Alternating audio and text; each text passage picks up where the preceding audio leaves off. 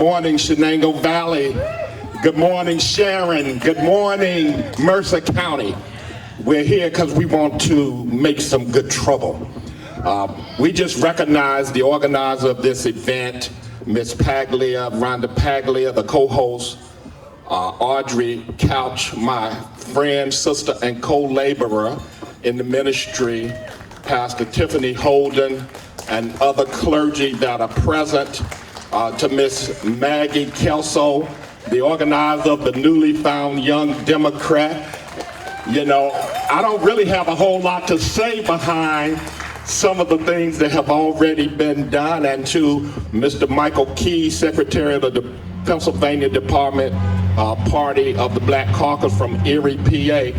I believe that we're here today because Pennsylvania can be better and must do better.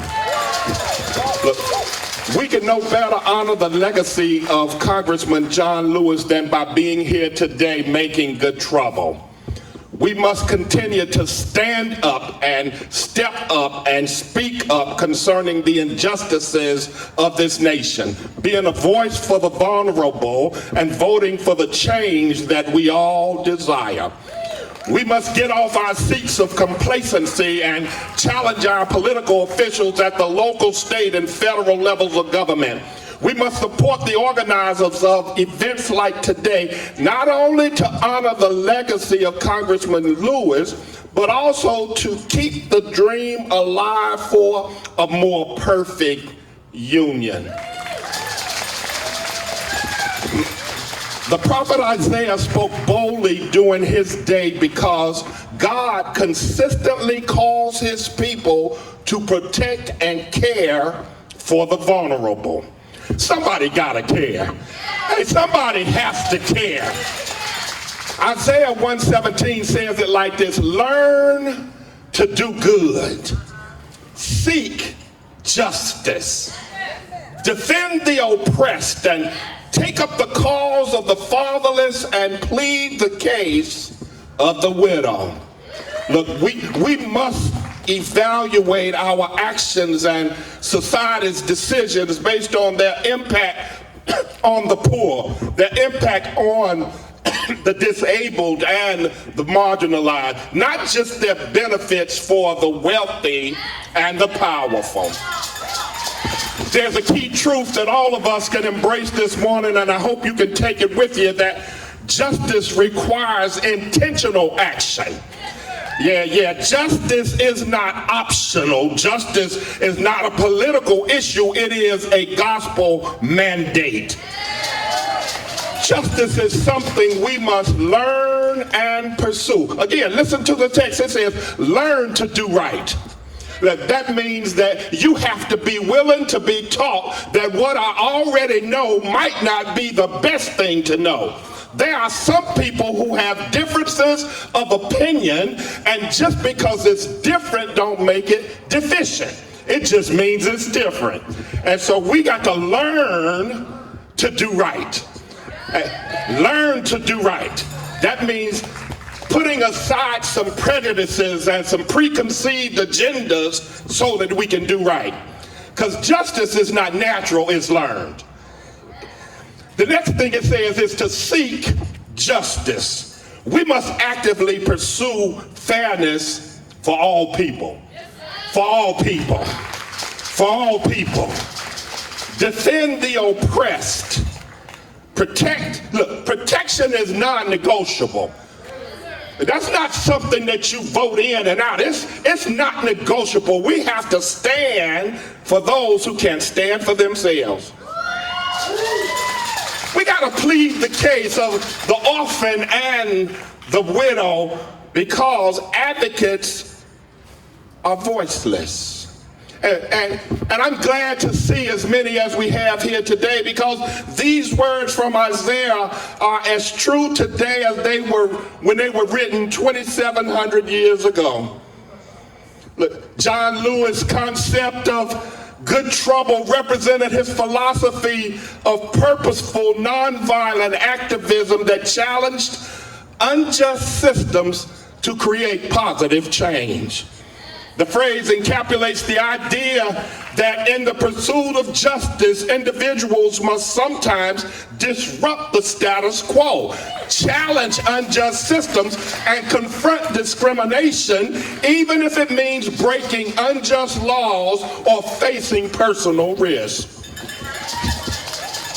He said, and I quote, "Good trouble is necessary trouble." It's not only okay, but necessary to enact and inspire meaningful change. And this was his guiding principle, emphasizing that creating community required persistent optimism and the willingness to make what he called good trouble necessary trouble. End quote. The phrase, well, I want to feel like I'm at church on Sunday morning. I call you brothers and sisters. Is that all right? The phrase distinguishes between destructive chaos and constructive disruption. There's a difference. One is to tear something down. The other is to build something up.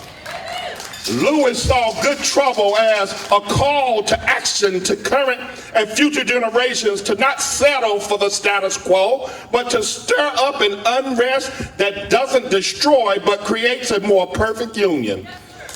Lewis' mantra inspires individuals to resist complacency and take meaningful action, and encourages a reevaluation of the role of individuals in shaping societal norms. What we are a part of today is meaningful action. This is meaningful action. The Brookings Institute wrote these things, and I'll just quote them right from there. 5 things that John Lewis taught about getting in good trouble. Are y'all interested today? The first thing he says is to vote. Always vote. No vote, no voice. As Lewis noted, the vote is precious. It's almost sacred. It is the most powerful nonviolent tool we have in a democracy. Your vote matters. There has been too much blood, sweat, and tears shed across this nation to not exercise this right to vote. And if it was not as important as it is, why are there so many trying to prevent you from voting? To eliminate the right to vote. So, number 1, vote. Always vote. Number 2, you are never too young to make a difference. Never too young to make a difference. I'm so glad that there's a young Democratic Party here today, because they can make a difference. Get involved. It's the only way to make change. Civics courses should be mandatory and initiated in grade school to prepare our children to be equipped to face the injustices of their adulthood. Now y'all got to get this. There's a lot of older people here. Older people are often socialized in this current arrangement of society and cannot fully envision a radically different world. Like I told you, different does not mean deficient, it just means different. Amen. So when young people have ideas, that's not the time for you to ignore them, but to embrace them. And young people, wisdom is something to embrace as well, because remember those whose shoulders you're standing upon. Young people, it's your world and it's your vote. It's your vote and it's your voice. Find a way to get in trouble. Get in some good trouble. Good and necessary trouble. Young people, you can and should push for transformative change and then hold us accountable. Look, we got to first vote. We got to second, get involved. Young people, get involved. Number 3, speak truth to power. Speak truth to power. We cannot stand on the sidelines with spiritual laryngitis. If you're not sure what that means, it means that you can say something, but you won't say something, but you need to say something if change is gonna take place. We must speak up and speak out about injustice always, no matter the cost. Lewis stated, when you see something that is not right, that's not fair, that's not just, you have to speak up. You have to say something. You have to do something. Silence and complacency enables injustice. Your silence is your acceptance. So we gotta vote. Gotta vote. We gotta get involved as young people. 3, we gotta speak truth to power. 4, we gotta become a racial equity broker. Lewis is the personification of transitioning from a political activist to a politician. He framed it as transitioning from a racial equity advocate to a racial equity broker. A racial equity advocate speaks up and speaks out and stands in the gap and sits at the table to advocate for people who cannot advocate for themselves. Look, there's a saying that I hope you embrace today and take it with you when you go from here. It says that if you are not sitting at the table, you are on the menu and someone is eating you for lunch. Look, if you're not sitting at the table, if you don't have a voice, if you don't have an opportunity to change the mindset, then you're just a menu item waiting to be consumed. So we gotta vote. We gotta get involved. We gotta speak truth to power. 4, we gotta become a racial equity brokers speaking for those who can't sit at the table. And number 5, never give up. Never give up. Never give up. The fight is ongoing. We're not there yet. Fairness and equity is not across the board. We can never give up.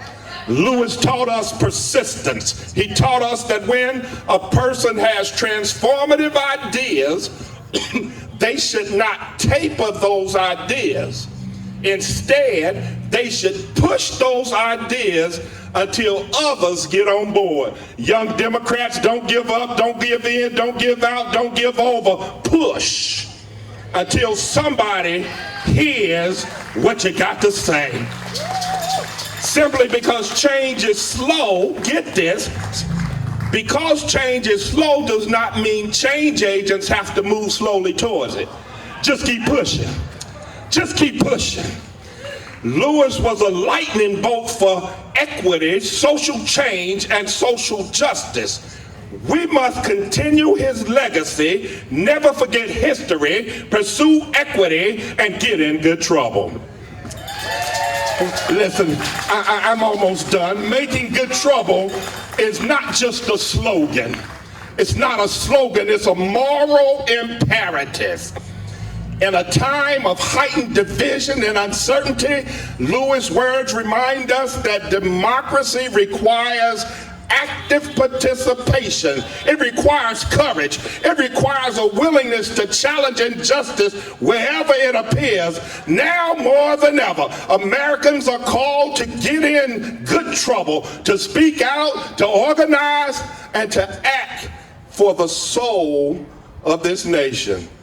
We need your help. We need your help. Look, by committing to action, advocacy, civil discussion, and nonviolence, you can embody the spirit of good trouble and help guide the country towards a more just and inclusive future. Let's make some good trouble.